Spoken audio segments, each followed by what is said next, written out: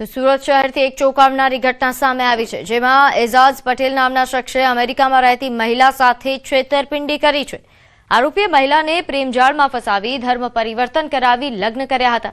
લગ્ન બાદ આરોપીએ મહિલા પાસેથી 60 લાખ રોકડા અને 18 તોલા સોનાના દાગીના પડાવી લીધા, તેમજ મહિલાના હૈદરાબાદ સ્થિત ફ્લેટની ચાવી પણ લઈ લીધી। મહિલાએ પોતાની સાથે છેતરપિંડી આચરવાની ફરિયાદ નોંધાવી છે, જે બાદ સુરત પોલીસે આરોપીની ધરપકડ કરી વધુ તપાસ હાથ ધરી।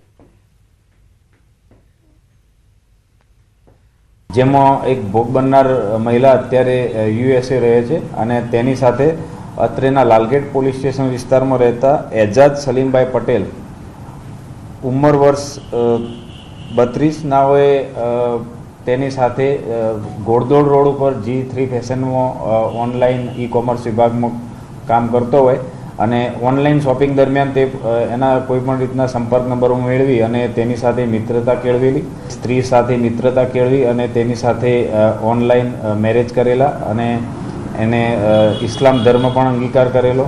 અલગ અલગ ઈમેલ ને ટેલિફોન તેમજ મોબાઈલ વોટ્સઅપથી અત્યાર સુધી 60 લાખ રૂપિયાની માગણી કરી અને તે મેળવી ચૂકેલો છે।